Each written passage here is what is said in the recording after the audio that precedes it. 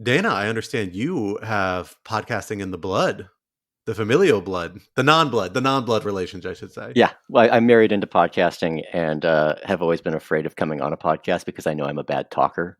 Oh, you're an excellent talker. I think you're a great talker. That's why we invited you on, man. I appreciate that. A voice for radio, but I kind of hesitate. I stammer a bit, and it's going to be trouble for the editor. So that has never Thanks, stopped Jen. us. I am a lifelong mushmouth, and I will not apologize for it, and I will not stop podcasting. So here we are. Also, it's great to have a voice for radio. You don't want to be like me and have a face for radio. So the question is whether you're going to get critiqued around the dinner table for your performance. I absolutely will. Yes.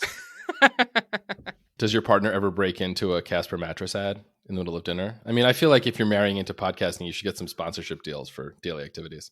Or is your whole house decorated with Casper mattresses, Stamps.com scales, Squarespace? Our new frame bridge wall art is exactly the newest addition in that regard. Yeah. You just knit MeUndies into all your clothes, so it's everything is like a patchwork quilt of MeUndies. I think that's the way you do it in big podcasting.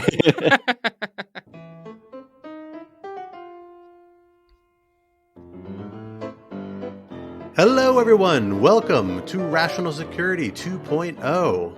I am Scott R. Anderson, one of your co-hosts, and I am here with my other two regular co-hosts, Alan Rosenstein. Hello. And Quinta RatSec. Hello. And we are thrilled to be joined today by Lawfare's own Deputy Foreign Policy Editor, making perhaps his Rational Security debut. I'm not sure, but I believe so. Dana Stuster. Dana, thank you so much for joining us today. Yeah, long-time listener, first-time caller. Thanks for having me on. All right. Well, Dana, how is this? You've been with us for like a number of years now, and how did you never get roped into this obligation before? Because you have a absolutely magnificent podcasting voice, if I do say so myself, as I try and emulate it right now by lowering myself 2 octaves below my normal vocal range. Yeah, we didn't know you sounded so great. We gotta get this going more often. I'm just a long way away. I'm not in the office when there was, a central office, and I'm off, editing those Sunday features and with Dan and doing my own thing, and I'm excited to be hanging out with the mothership for a bit. The audio, as it comes down from New Haven, it has to switch between diesel and electric, and that actually takes a little while. You also have to edit out that New England accent, which is a real bear. I have no sympathy for any of you because I'm doing this from Minnesota. I just like to say distance. There's no such thing as distance anymore. It's all tubes. Wait, Alan, are you in Minnesota? Oh my God.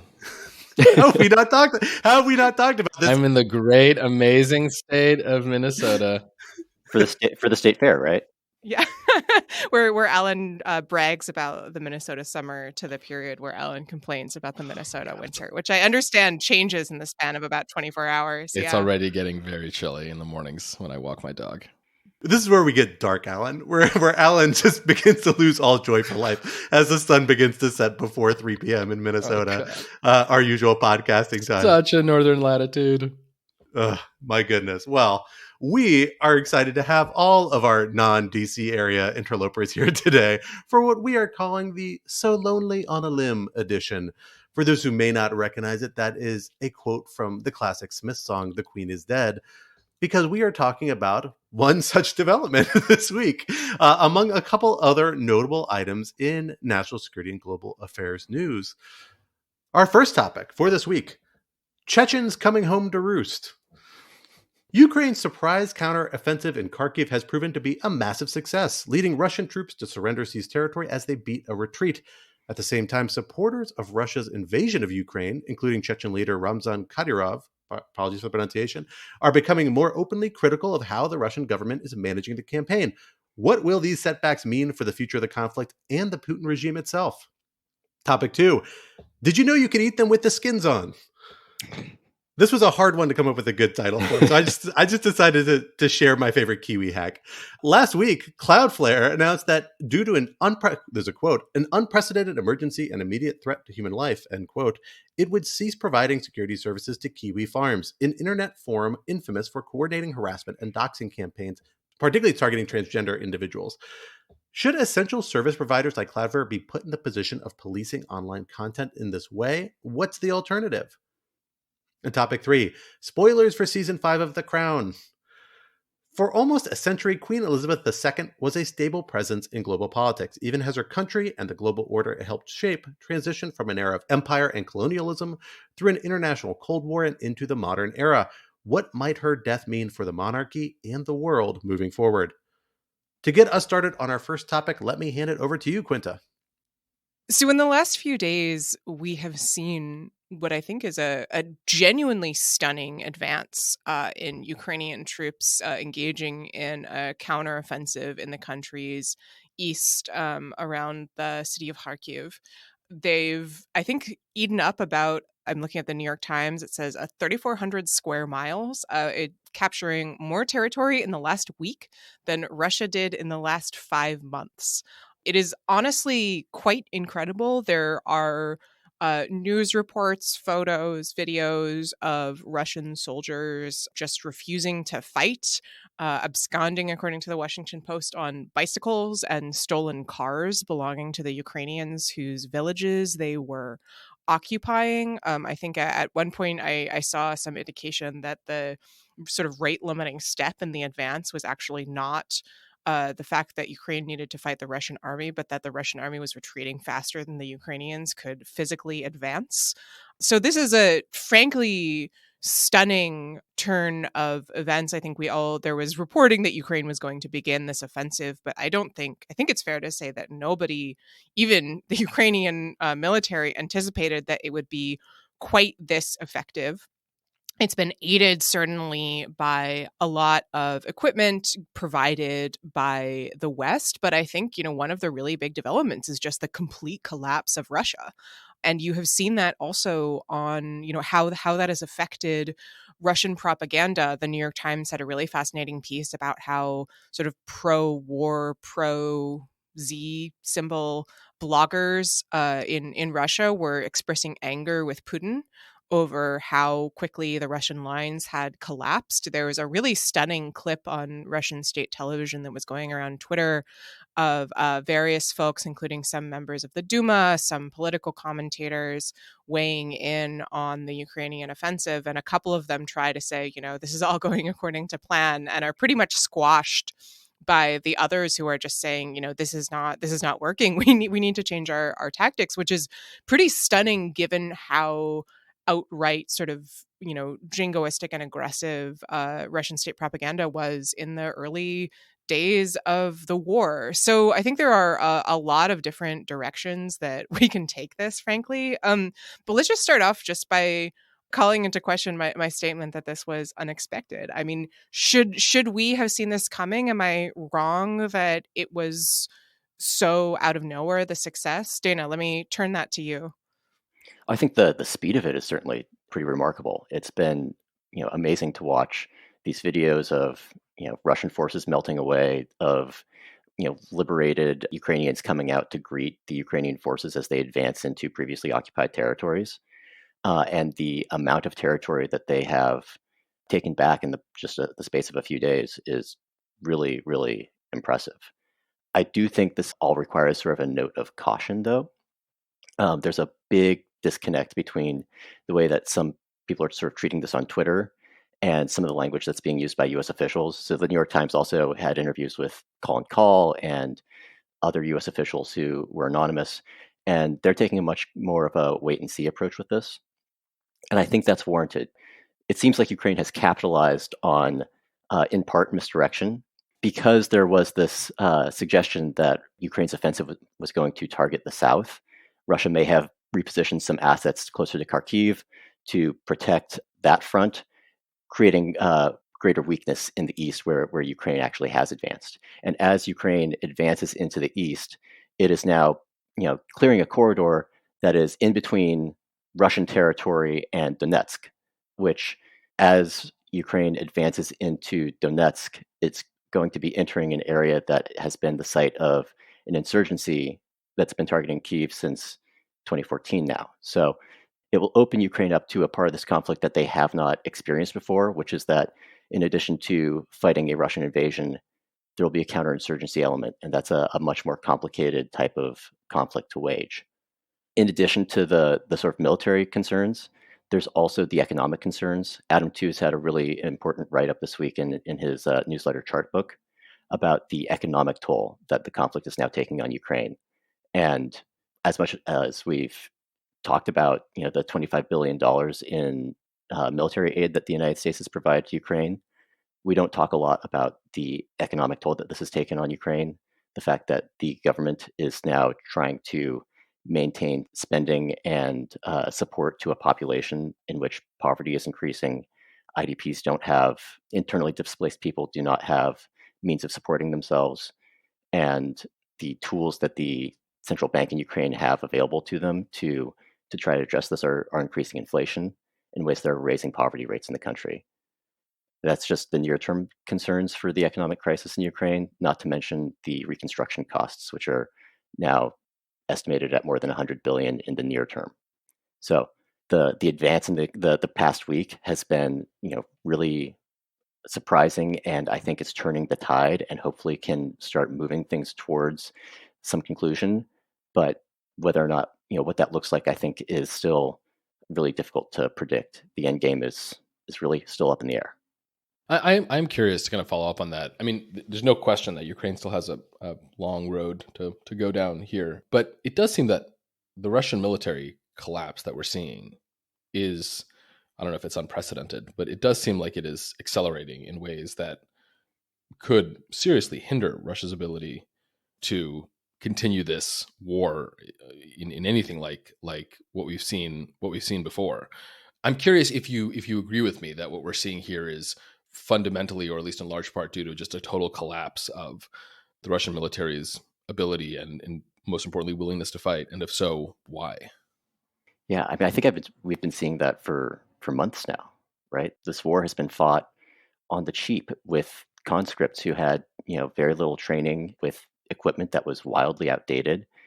As somebody who, grew up in the United States, and especially in the 1990s and after, with the legacies of the Weinberger and Powell doctrines, the way this war is fought is just, it's hard to understand. The United States experience in the past 30 years is the generals who came out of Vietnam said, we're not doing that again. We have to have public support. We have to have overwhelming force, and we have to have an end game. And that's how Desert Storm is fought. And then some of that gets internalized and some of it doesn't when it comes to the Iraq invasion in Afghanistan. But the preponderance of force and the need for public support have been a part of how the United States has fought its wars ever since. That's certainly not the case for how this war was fought. And it's pretty jarring to see something prosecuted this way.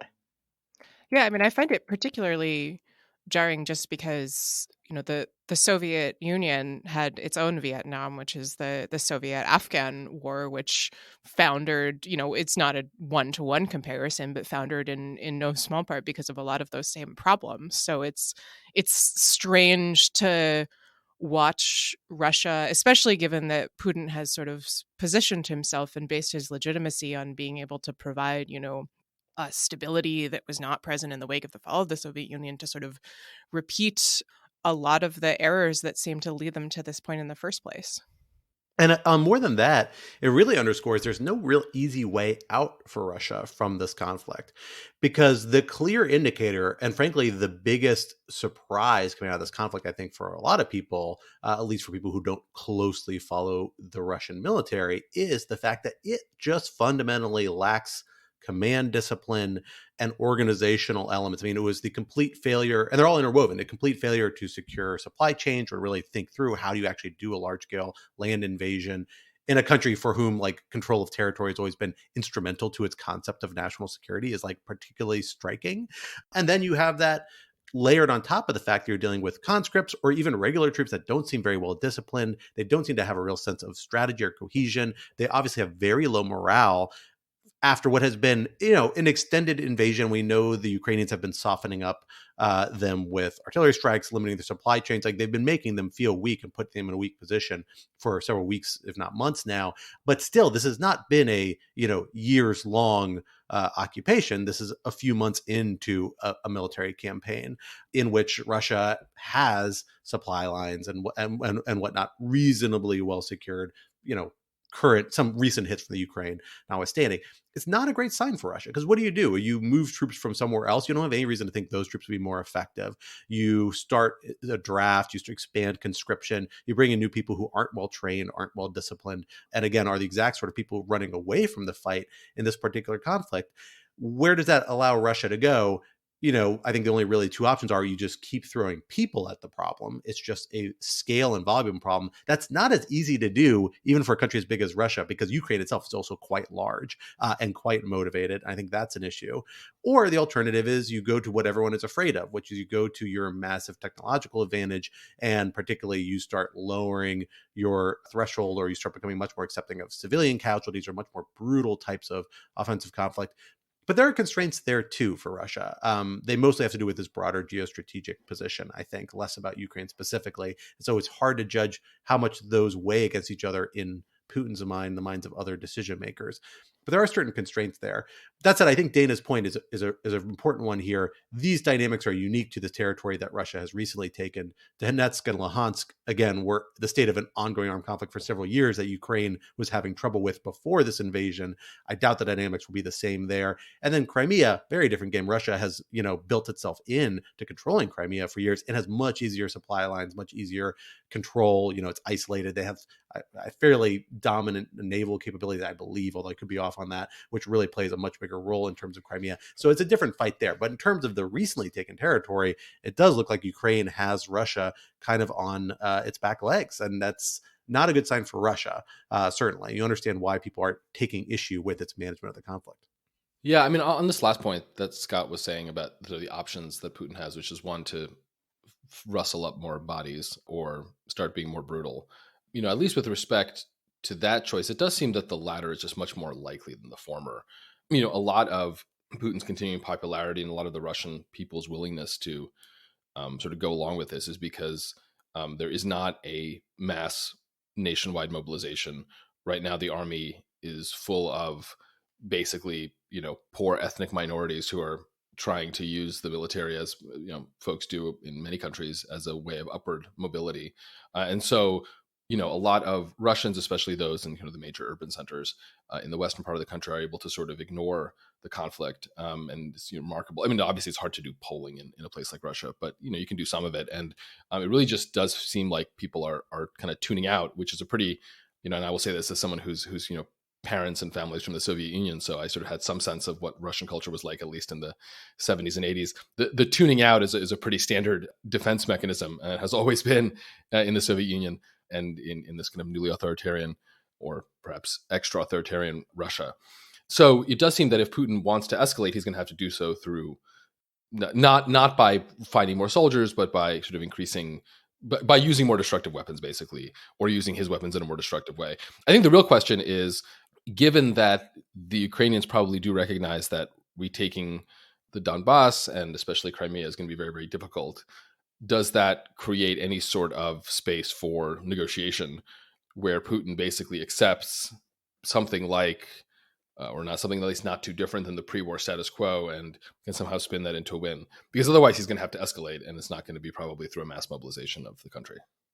Right. I mean, this is my big question, is just what roots out Putin has at this point, because given that as I mentioned, that clip on Russian television, the Duma members who are kind of defending the Putin government's approach are saying, well, we need to, cleanse this Nazi regime. And I think that's really representative of how they've given themselves very, very little space to climb down. So like, if you're Putin, where do you go? I mean, do you go with like a doxxing, stab in the back? Who's stabbing who in the back in that circumstance? It's extremely hard for me to see Jews where probably, right? this goes. Well, right, but where are they involved, right? I don't know. You could always squint hard enough. I mean, I don't know. Like, do you end up with a sort of Putin being pushed out in favor of some even farther right figure? I could imagine that. Dana, I'm curious for your thoughts. Yeah, I mean, I am not a criminologist by any means, but I saw the same clips on Twitter of the state propaganda, and the shift in the messaging is really remarkable, because you do have the hawks who are continuing to say, this is an existential war. This is, the conflict with NATO, and we need to go all the way. And, Alexander Dugin apparently was even, promoting the use of tactical nuclear weapons before his daughter was assassinated. And so there are people to the right who absolutely would want to escalate in really dangerous ways. But, the people who are trying to walk this back are saying, they're framing it in terms of, it's the people around Putin. Putin's getting bad messages. You can never criticize Putin directly, right? And there's two reasons for that. There's one, you don't want to wind up with polonium poisoning or whatever. But it's also, this is the way out. This is how you create the fall guys, and then that's his way to de-escalate the situation. He was fed bad information. It's a conspiracy against Putin. We've rid those people from the regime, and we're going to move forward in some more reality grounded way. But I will say, I think there's another big constraint on Putin here that actually limits the ways by which he can escalate. And that is the situation of global economic sanctions that are clamping down on Russia dramatically. I mean, Russia's economy is in dire straits. It hasn't trickled down to the street as far as we can tell. Like, a lot of high-end Russian consumers are still, living reasonably nice lifestyles. They aren't able to get certain luxury goods, a lot of international services. They can't travel. That's all bad. But their day-to-day lives haven't been devastated. But there's very good reason to think they will be in the next 6 months to 12 months to 18 months. All these economic measures that, again, are the most dramatic, overpowered set of economic restraints you've ever seen put against a country, let alone a major economy. They take time to work, especially against a major economy, but they are slowly grinding down and putting a lot of pressure on Russia. And the way Russia is able to get out of it, the one avenue it has, is the fact that there are a number of countries that don't participate in the full range of sanctions. So they can still engage in trade with India and China, most importantly. If Russia goes nuclear, that changes. That's a big constraint for him. And all of a sudden, his window of domestic tolerance for his ability to engage in this conflict, which I do not think he's immune from, despite a lot of pessimism about the impact of economic sanctions the last few weeks and months. I don't think he's immune from that. And it's a trade-off, saying, well, can I, use tactical nukes to end this conflict in the next month? Because if I can't, then it's not clear to me I'm going to have that big a window left once the few economic avenues we have left in the international community get cut off from us, possibly irreparably. So, it's a really hard calculus, even for somebody who's in Putin's position. And it makes it the technical escalation, the escalation to new types of armaments, I think, harder. Maybe you'll have a new volume and brutality of conventional armaments. There may be more tolerance for that in the international scene. But the nuclear step is a big, big symbolic step that's going to trigger big international consequences. Yeah. So on the issue of the sanctions not trickling down, I think that's maybe even to their benefit and by design. When we think about, how regimes are overturned, I don't know that Putin is vulnerable, but it's so opaque, it seems impossible for me to tell. But the fact that it's affecting the Russian economic elite, that's the ruling coalition. That's the people that keep him in power. That's how Putin has legitimated his rule for so long, is by creating a group of oligarchs that were invested in the continuity of his rule. Whereas I don't see a popular revolution being a likely or overwhelming force in Russia. What would change things is the lack of faith and loss of support from the people that have provided security and economic cohesion to the Putin government.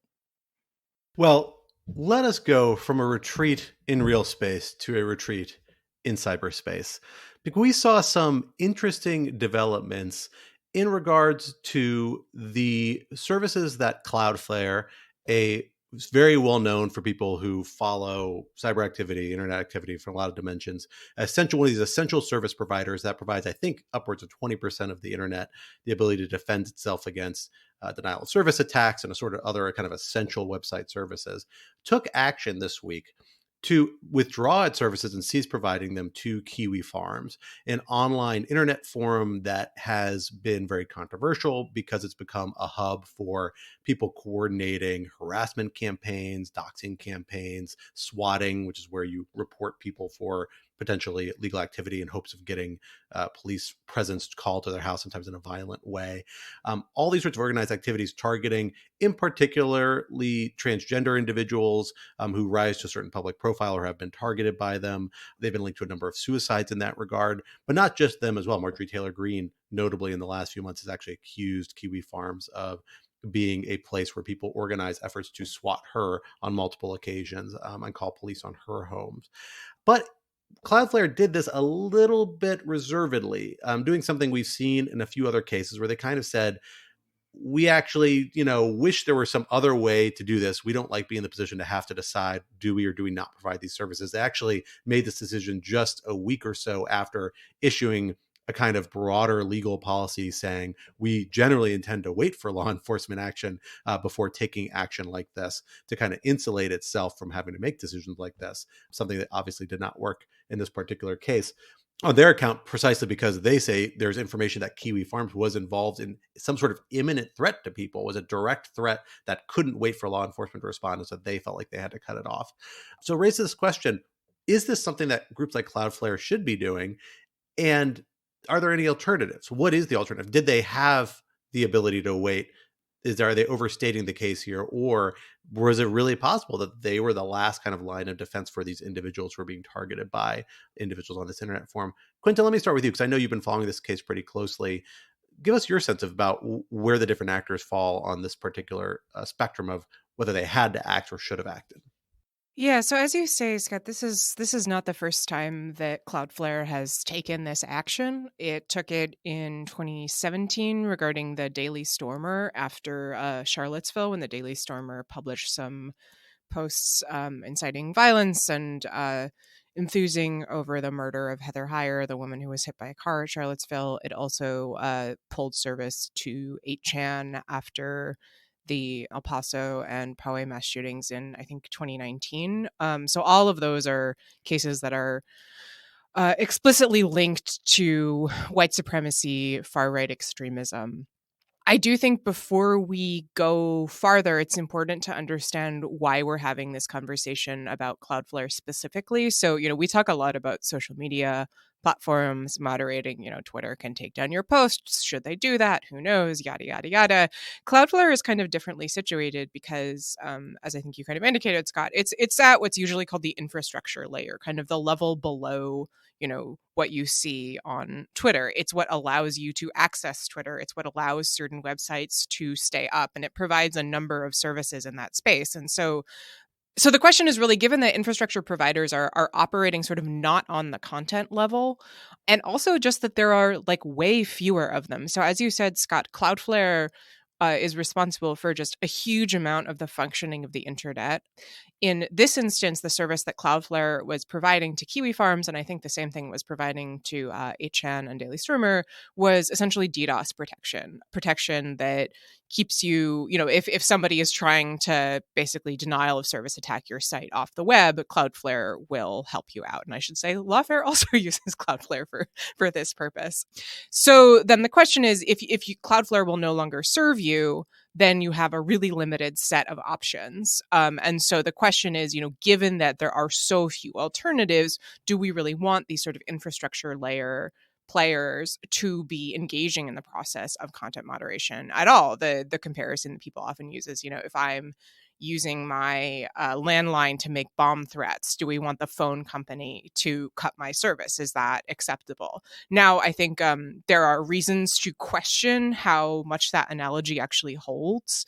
And among other things, I think a important thing to keep in mind is that, and shout out to Lawfare contributing editor Nick Weaver for making this point on Twitter, the availability of sort of high-level DDoS protection has really expanded since 2017 when we first had this conversation around the Daily Stormer. So then it was Cloudflare or nothing. There are more options now. So it's more sort of that Kiwi Farms was using Cloudflare as a last resort, and Cloudflare said, we don't want this anymore.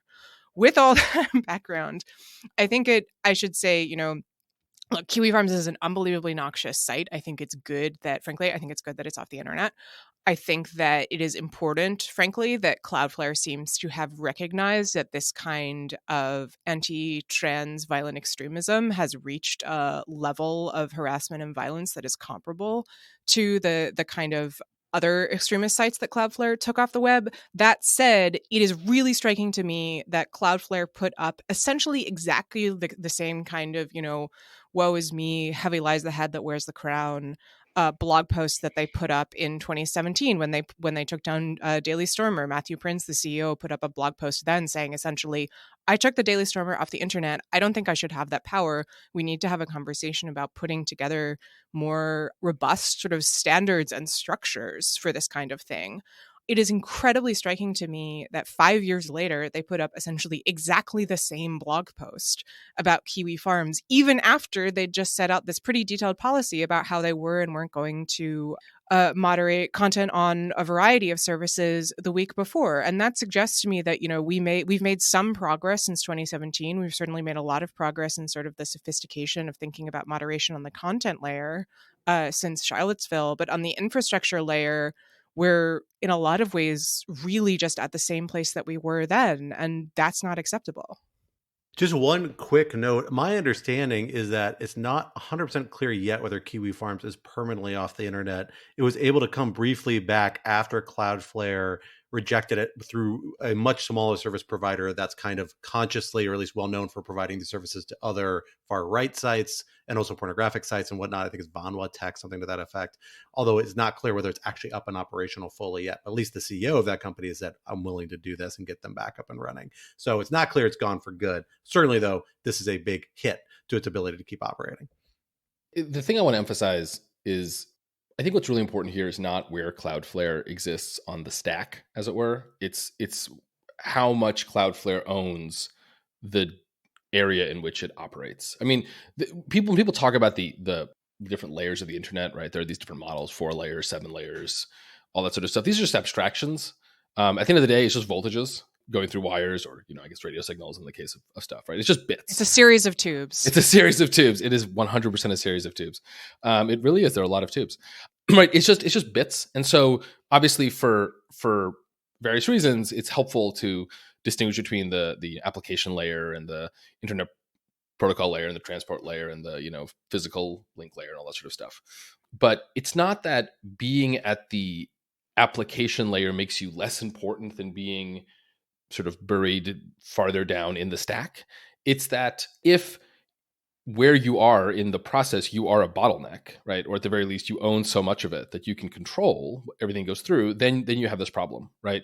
And it is, I think it's the genius feature of the internet, though it also causes problems, that the thing that is most important about the internet, which is to say the internet protocol itself, right? The thing that sends packets around different routers, is radically decentralized. And could have, by definition, you could not, there is no way short of someone literally buying all the routers and then buying all the other routers that keep coming online for someone to dominate that space, right? So, I think that this is worrying from a, free expression perspective. And again, I want to be clear, I'm not talking about the First Amendment. Whenever we have these conversations, someone freaks out and they're like, oh, the First Amendment doesn't apply to private companies. That's true, but free expression is still a value that applies generally in society like ours. Whenever we have these free expression debates, the question is, or the way I view it, is that the action is concerning in direct proportion to the called market dominance of the entity, right? And so if it really is the fact that they're just more DDoS protection suppliers now than there were a few years ago, it's just not that big of a deal, right? And just as Cloudflare shouldn't be as sharply criticized for taking this action if they're not the big player, they shouldn't be frankly rewarded for it either that much, because they know perfectly well that someone else will provide these services. It does strike me that the main problem is where you allow concentration among one kind of entity. And I think this is where I think government regulation has to come in, right? Because once you have one entity in charge of some critical part of our public sphere, you have transformed what is notionally a private market issue into one that is just fundamentally public, whether you want to call it that or not. And so that's where you need government regulation. Now, in the United States, it's tricky because we have the First Amendment, and the First Amendment is a complicated thing and makes it harder for the government to intervene in a lot of places where we might, on reflection, want the government to intervene. So one response to that might be, well, then we need to change the First Amendment to be a little more permissive in terms of, you want to call it moderation or censorship or takedown or whatever. That obviously has its own set of issues. But the other quote unquote solution here might just be that you need just much more robust, whether it's competition policy or just industrial policy, to make sure that you always have a robust ecosystem of providers so that it is hard to ever remove anything entirely from the internet. Now, the response to that is, well, something should be removed from the internet entirely, like this stuff. This is kind of an insoluble problem. right? I mean, there are certain categories that I think we can all just 100% agree on. I mean, I don't think there's anyone, for example, that is trying to defend, child exploitation material. But like short of that, there are just very, very few things that provide the sort of universal consensus on getting rid of that would make me comfortable with a total ban rather than just making it harder, for example, to access. But I do think that to the extent that, Cloudflare is just no longer such a major player in this space, that does make things better from a free expression perspective. Though, again, of course, from perspective of those who hate Kiwi Farms, and there are good reasons to do so, it makes it harder. Yeah, my point of entry for this is thinking about the debates over the Islamic State and Al Qaeda sympathizers on Twitter, and whether or not that served some sort of net good, because at least it was out in the open and it could be seen, and law enforcement could see it, intelligence agencies could see it. They were organizing in ways that were very transparent, and I do wonder if there is some sort of law enforcement loss to not having this platform where we see where this type of coordination, and these people will now be scattered to whatever the next 8chan or Kiwi Farms is. But it seems like the consensus in the counterterrorism community was that it was a net good that those people were blocked off of Twitter, that was actually providing them greater publicity than it was creating intelligence to be followed up on. And so it seems to me like a net good that Kiwi Farms has been taken offline. What I find really interesting beyond that, though, is when it comes to the free speech debate, Cloudflare now has to navigate not just U.S. legal norms and free speech norms. Something that they mentioned in that blog post that they posted last week when they were trying to justify why they were keeping Kiwi Farms up still was that after they took down Daily Stormer and then 8chan, they got a bunch of requests from authoritarian governments quoting their policies back to them saying, well, on the grounds of your new speech policies, you should be taking down the sites of these human rights groups and political dissident organizations, and that should be part of your policy as well. And I definitely don't envy Cloudflare having to navigate that, but it seems like the way the system is, they're going to have to take a stand. But, I think actually bringing in the terrorism context is really useful here, Dana, because in the terrorism context, you actually have government guidance, right? Like you have, among other things, economic sanctions, which pretty clearly say, hey, these certain types of actors you really should not be sort of engaging with. And frankly, we're seeing that more in kind of infrastructure context about different types of criminal or otherwise like majorly problematic activities. Like you think of the crypto space recently, we've seen all of these kind of cryptocurrency mixers that basically are programs used to try and obscure who exactly is engaging in certain transactions during cryptocurrency, be the subject of economic sanctions, kind of controversially in a way that might be controversial politically. I don't think they actually are that complicated legally, despite some legal challenges they're facing. But the fundamental idea is that, like, look, there is a toolkit here the executive branch can use to target these sorts of activities. And frankly, I don't have a problem with them doing that if these are groups where there really are facilitating violence or facilitating a harassment. Harassment is one of those things that a lot of people think should be protected by the First Amendment. This is one of the areas where I'm not a full-hearted First Amendment endorser. That I actually think there's a reason you can restrict it without intruding on First Amendment stuff. We don't have to get into that here. For what it's worth, Kiwi Farms was not just harassment; it was conspiring to commit fraud and drive these people out of their homes. Swatting is illegal. You can't call the police on somebody on a false report and the expectation that they'll be harmed. So this it transcends just harassment, certainly for Kiwi Farms. Absolutely. And it's really just, for some reason, we see international terrorism and increasingly now certain types of global crime rising to this level where it warrants the use of these tools. But we don't see it as rising to that level when we have these activities that where like communities are being really actively targeted with violence. And I actually don't know if it's inappropriate here, especially because these are transnational. In this case, there's a legal question if you could do it if it's strictly domestic entity. So, I don't have a problem with Cloudflare doing it. I think it's probably net good that they do, but I also am not sure that should let the government off the hook. I think the government can and maybe should do something in these spaces when you're really talking about forms that have a clear nexus with violent activity that's not speech protected. Yeah, so let's set to the side for the moment the giant honking First Amendment problem that I think that would almost certainly create. I do think that one of the things that we at least are seeing in the Kiwi Farms case, I would argue we saw it in the Daily Stormer case, I'm not sure about 8chan, is content moderation or Cloudflare stepping in at the infrastructure layer when threats of serious violence become socially recognized as a problem before the government systematically wants to or is ready to or understands that it is necessary to step in. And what I mean by that is that in 2017, obviously, since then, the intelligence community, the FBI, has really made a big show of taking seriously the rise in far-right white extremism in the United States and around the world. But Charlottesville, I think, was really a wake-up call there. Obviously, that was very much under the Trump administration. I think a bunch, if I'm remembering correctly, a bunch of countering violent extremism initiatives had just been dismantled by the Trump administration. And so this is really a circumstance where, I think this is fair that the government as a whole was kind of out to lunch on the threat posed by sites like the Daily Stormer. 8chan, again, a little more complicated. I think that the intelligence community had certainly advanced its understanding of what was going on there at that point. But in this case with Kiwi Farms, again, I am totally comfortable making the argument that this is a kind of a violent, maybe far-right, probably far-right extremism directed particularly at trans people, as a subset of, gender and sexual minorities who are facing a frightening wave of violent harassment and violent threats around the country.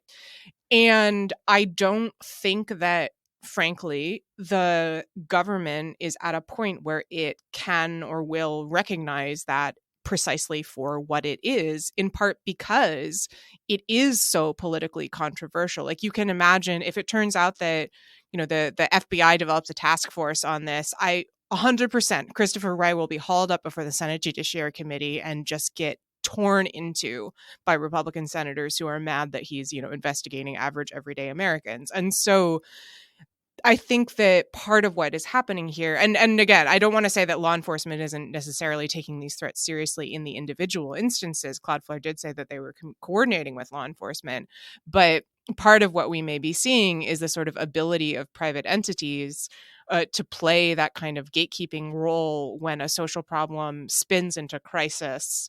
And the government at various levels is kind of not able to step in there. Does that mean that they shouldn't, that Cloudflare shouldn't have stepped in earlier? Certainly not. I think it should have. But I do wonder whether what you see is just that people are kind of at different stages in the process, if that makes sense. I don't disagree, but I will note Marjorie Taylor Greene was one of the people calling for Kiwi Farms to be taken down before it was. So it's not it's a stopped the same clock, partisan dynamic. But so goes MTG, so goes the Republican Party. So riffing off the very sad, very depressing thing that Dana just said, from one sad political statement to another, I think, sad political statement, but we'll talk about it. So obviously Queen Elizabeth II passed away. Long live King Charles III, I guess. I'm not sure anyone's super enthusiastic about that, but we'll see. So I'm just going to ask, why is this as big of a deal as it seems to be? I mean, obviously, it makes sense why it's a big deal in England, but it's like a big deal everywhere, it seems, including maybe especially in the United States, which, of course, famously fought a war to get out from under the English monarchy. Quinta, you're a resident anti-monarchical Jacobin, not to be confused with Jacobite. So, yeah, why do we care? Do you care, even in a negative way? Yeah, I'm a small R Republican. I have and will argue that monarchy is inherently an affront to human dignity. I mean, look, I say that I'm not gonna, march over to London and pull the various looted and stolen jewels out of the royal crown, though maybe somebody should. I'm not saying it. Look, I mean, I think that there's been some really thoughtful writing. I think that the stuff that I have found the most interesting and thought-provoking is, perhaps not surprisingly, from folks who are from Commonwealth countries that were colonized. Melissa Murray, who's a law professor who's Jamaican, had a really interesting and thoughtful thread about her relationship with the royal family as someone growing up in Jamaica, which is very much a place that, bears the scars of colonization, and how even as she was sort of living in this place that had recently gained independence, was sort of working through that Elizabeth II was kind of exempted from those critiques of Britain's colonial past, and that perhaps now that Elizabeth has passed, that those discussions might become a little more robust, because this sort of image of, the kindly grandmother presiding over things has gone. Charles is a little bit less at a remove, just in terms of, a tabloid figure, frankly. And so I found that really interesting and thoughtful. There's been a lot of good writing, particularly by Indian and Indian American writers. Ashant Tharoor at the Post had some interesting takes. So I do, want to, I don't think there's an argument that, why are we covering this? This is just, someone died, who cares? I think that's silly. Like, this is obviously an enormous deal. It is a notable change in sort of the role of the monarchy that this person who presided over much of the 20th century in the process of, the end of colonization and then the process of decolonization is no longer there. And that I think that there's a very reasonable argument that might push Britain and Commonwealth countries to face more seriously a lot of the problems and tensions that many people have already brought to the fore. I think, for example, when the royal family visited Jamaica a couple months ago, there were protests there. I know there's Republican, small r, movements in various Commonwealth countries, including Canada, for one. So I think it's reasonable to kind of take this moment as a moment of, understand it as a moment of real potential change, and take that seriously. That said, I still think that monarchy is an affront to human dignity. Real Morrissey type. I've always seen you as a Morrissey type, Quinta. I'm so glad to have that moment, that instinct satisfied. I agree with everything you said, but I think one aspect of this that isn't getting quite enough attention that I actually think is really important to Elizabeth II's image is the fact that, frankly, she is of the World War II generation. We have a collective, and it's not just we as Americans, we certainly do, the British certainly do it, but I think a big parts of the world have a collective, particularly the Western world, like kind of nostalgia for the World War II generation and vision and a national narrative that really plays up a heroic resistance against pretty horrible political forces on the other side of the equation that's built into our national identity. And that's where Elizabeth II, even though she wasn't queen quite yet at that point, I think she became queen in 1951 or 52, first came to public prominence as a young woman, publicly trying to project a strong face and being part of royal family that was trying to bring British people together, and also got some degree of international play. And I think being from that generation really gives you a unique position to summon ideas of national identity, try and be a bit of a bridge builder, hearken to positive aspects of a polity that is very complicated, lots of very negative aspects, but that feeds into this kind of narrative that comes from that era of emphasizing those positive aspects. I think we see a lot of that, and frankly, in our own politicians too, particularly when you talk about World War II era presidents and veterans. I mean, when we had the first president who wasn't a combat veteran, wasn't a World War II veteran, that was actually pretty notable, and it was kind of something that was remarked upon at the time.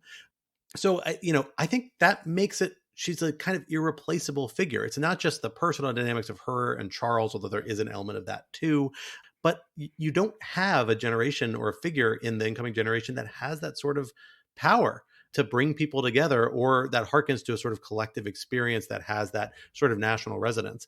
And so I think whatever role the royal family may have played, and I tend to think it's a limited one, but not necessarily an insignificant one, in maybe holding together the broader Commonwealth or retaining some ties between Britain and its former colonies, I suspect those are going to go weaker in the years to come, because Charles certainly seems to be a much less remarked upon and accepted figure. He's much more controversial. His sons, I think, have a little bit more of a public persona that people tend to like, but still, nothing like what Elizabeth had. And, that's just not going to be replaceable.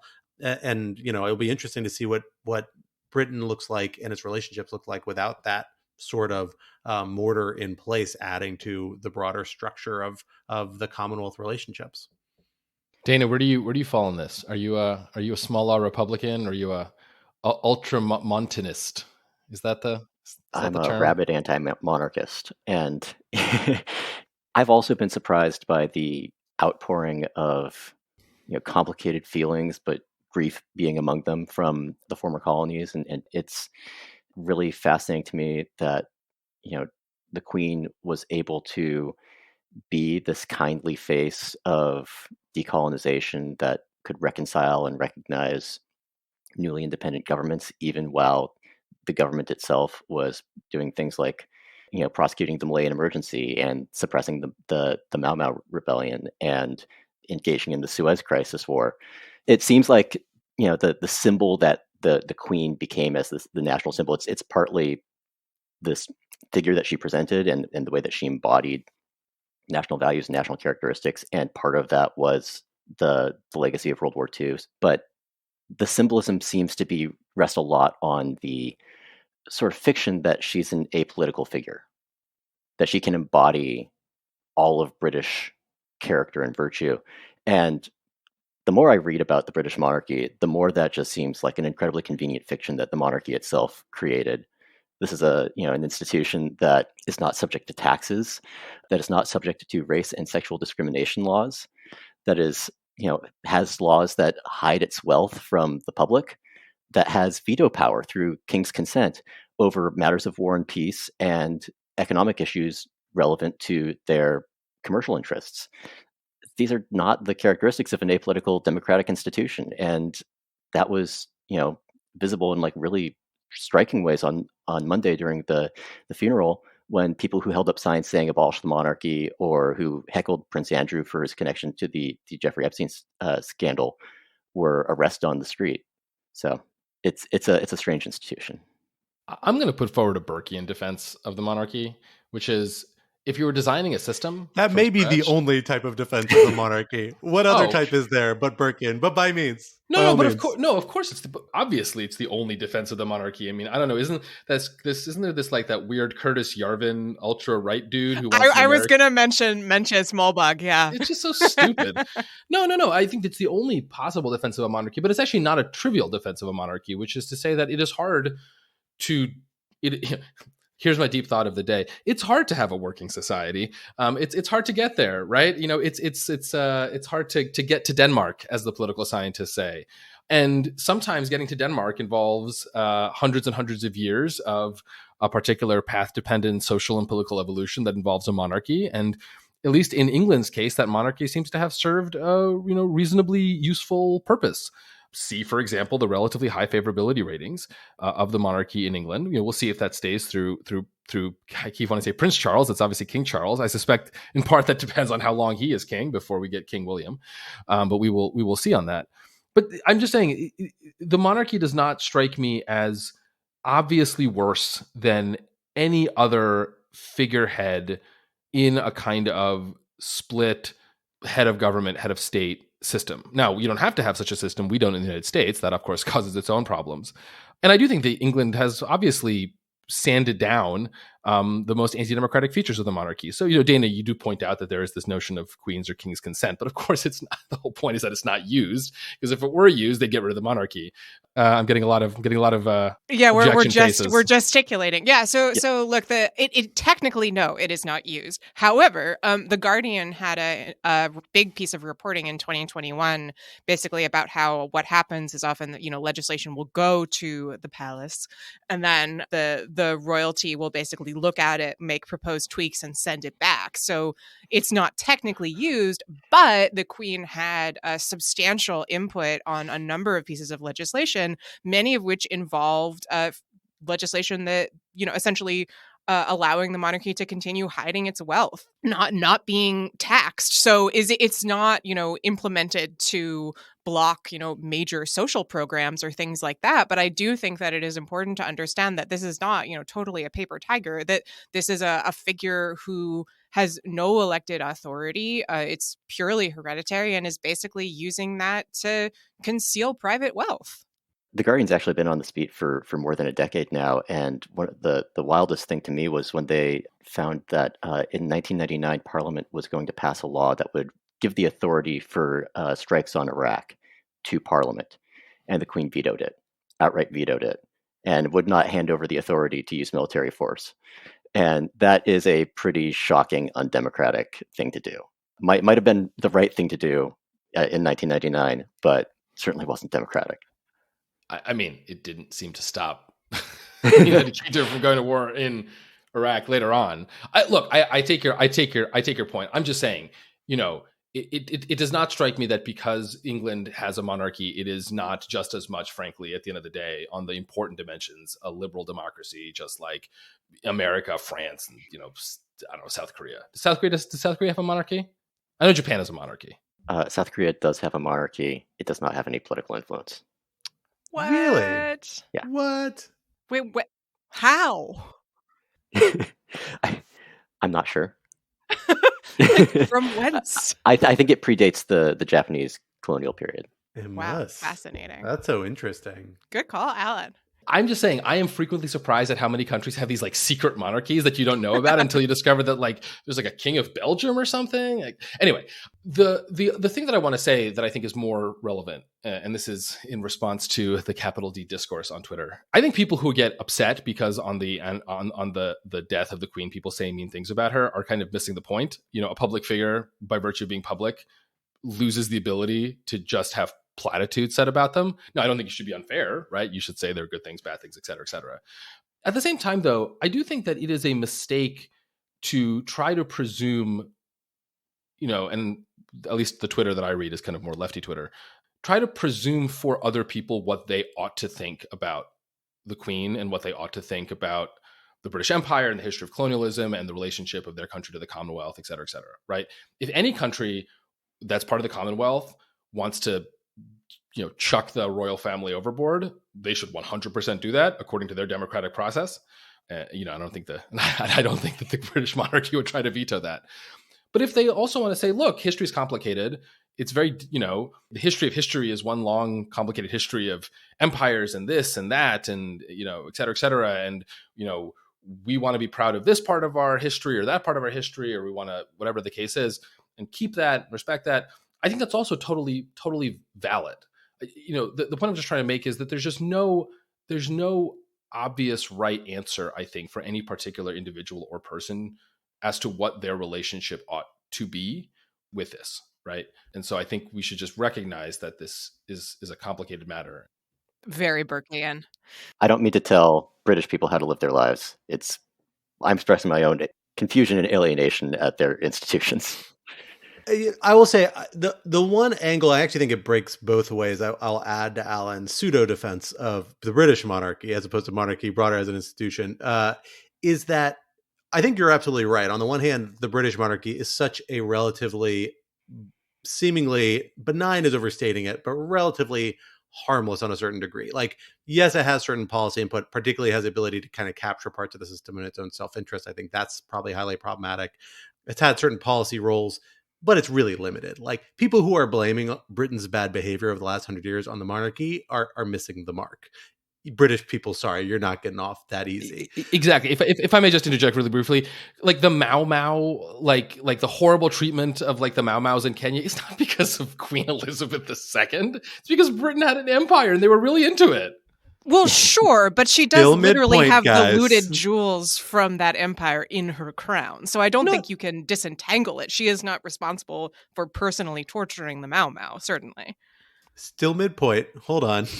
The key point being, it's a mixed it's certainly a mixed bag, but there are, I think, positive elements like there are with any sort of national institution that provides a kind of, identity and structure to it, of which all of which have mixed histories, but nonetheless there are positive aspects that people hearken to. And I don't have a problem with, the royal family being one of those. Maybe you could do it without letting them hide their wealth or like avoid taxation and other things that they seem to be able to do with their privileged status. That would probably be better and fairer, but I don't have a problem with it. That said, monarchy itself is not a dead institution. Like, we have big parts of the world where you have monarchies that are very active in government. And again, I think that kind of works in both directions. On the one hand, you're kind of like, well, at least the British one's relatively benign. They're still very much a functioning democracy. That's good.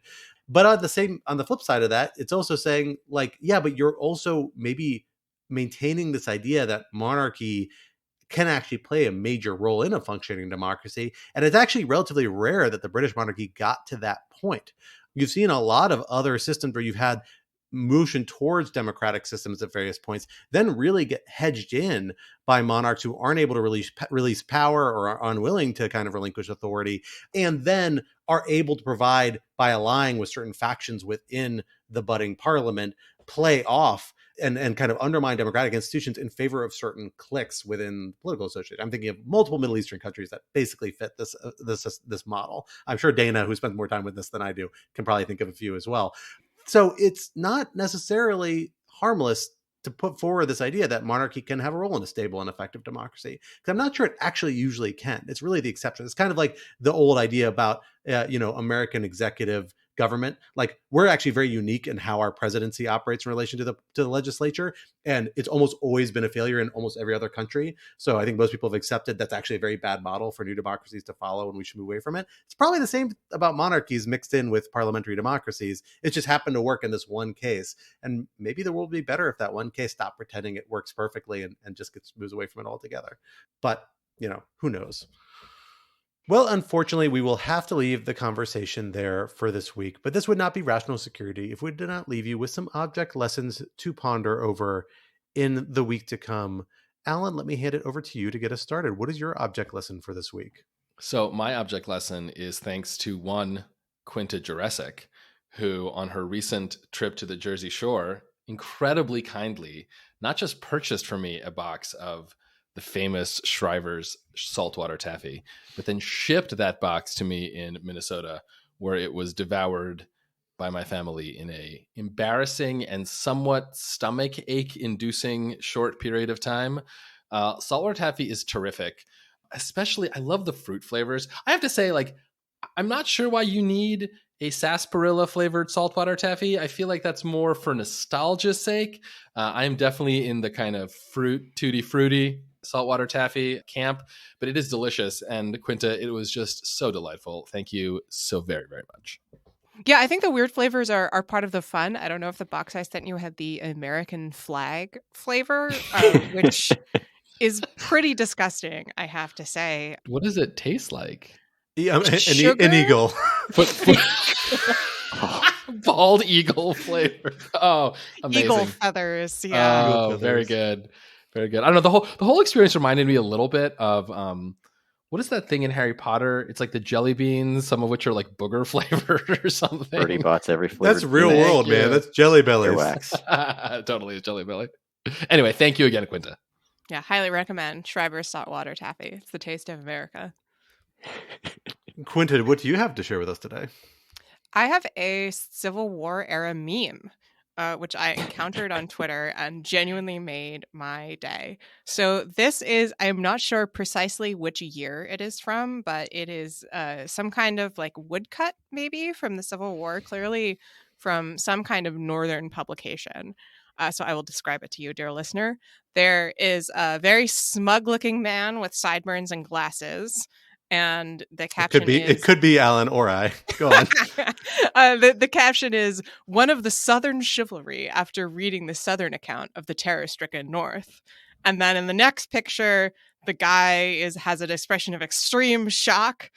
He's yelling. His glasses have flown off his face in surprise. And the caption is, "After reading President Lincoln's message calling for $400 million and 400,000 men." So this is just delightful. It even has the format of a contemporary meme. I love it. I want to see it everywhere. It's perfect. And this was published or posted on Twitter in context of the Ukrainian advance, because if you recall, dear listener, there were some discussions early on about how, the Russian military was macho and the Ukrainian military was weak and woke and it would be run over in a day. And it turns out that people were having those same conversations back in 1863. If you like that, you will love the Justice Taney Noken has cheeseburger meme, which is definitely worth checking out. Highly, highly recommended. Well, for my object lesson this week, I am going to pass along another geographically located recommendation, one potential of interest to you, Dana, as a resident of the Northeast, because I had the opportunity to visit the outer reaches of New York City this past weekend for a lovely wedding. Congratulations, Liza and Cody, which was held at one of my favorite spots in the region that's so beautiful. I forgot how much I liked it. When I used to have to drive to locations north, I would go out of my way and skip GW Bridge and cross the Tappan Zee, just so you got this amazing approach of the Palisades and these beautiful, beautiful stretch of the Northern Hudson. And it's absolutely gorgeous. And this wedding was actually on that Palisades, on that stretch, and this amazing, amazing vista and viewpoint. That's just amazing. And I have so many fond memories of stopping on my way to or from school at different overlooks and vistas. And you can stop on spots of the Hudson where you see these amazing eagles soaring overhead. And you get this view where the Hudson School of Artists has done these like crazy landscapes for years. I had kind of a resurging interest the last decade or two that are like really stunning. And then you get there and you're like, oh man, this was here the whole time. This is the Hudson River, not just that dirty thing that flows by Manhattan. So it really is phenomenal and worth checking out. So I am making my object lesson the Tappan Zee Bridge and areas surrounding, because I highly, highly recommend it as the alternative. I don't think it's called the Tappan Zee Bridge, by the way. I think it got renamed. It's the after Mario Cuomo. Cuomo Bridge, which is garbage. Yeah. All true members of the tri-state area know that it is the Tappan Zee. And the Tappan Zee Bridge, cool name, really cool bridge too.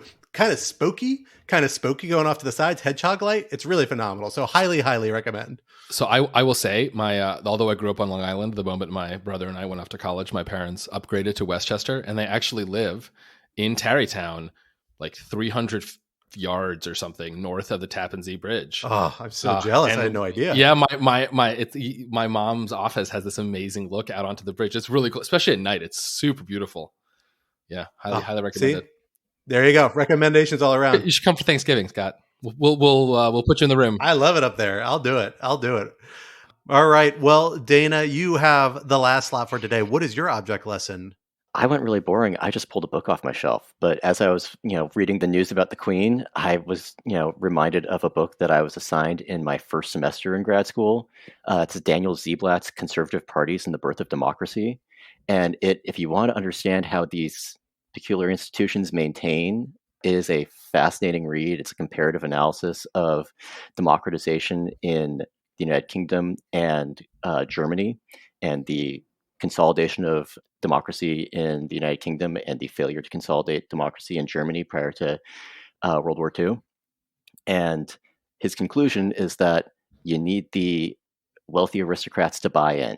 And if they don't, they'll be the biggest spoilers, or they will, by vacating that space in the political discourse, will create an opening for far-right populists that will collapse the system and bring it down. So leave it to the British aristocrats who preserve democracy by also preserving monarchy. So yeah, Daniel Zeblat's Conservative Parties. There we go. All right. Well, with that recommendation, that brings us to the end of this week's episode. Rational Security 2.0 is, like its forebear, a production of Lawfare. Follow us on Twitter at RATL Security, and be sure to leave a rating or review wherever you might be listening. While you're at it, visit lawfareblog.com for our show page with links to past episodes, for our written work and the written work of other Lawfare contributors, and for information on Lawfare's other phenomenal podcast series. And be sure to sign up to become a material supporter of Lawfare on Patreon at patreon.com/Lawfare for an ad-free version of this podcast and other special benefits. Our audio engineer and producer this week was Jay Venables of Goat Rodeo, and our music, as always, was performed by Sophia Yan. And we are once again edited by the wonderful Jen Patcha Howell. On behalf of my co-hosts, Alan and Quinta, and our special guest, Dana Stuster, I am Scott R. Anderson. We will talk to you next week. Until then, goodbye.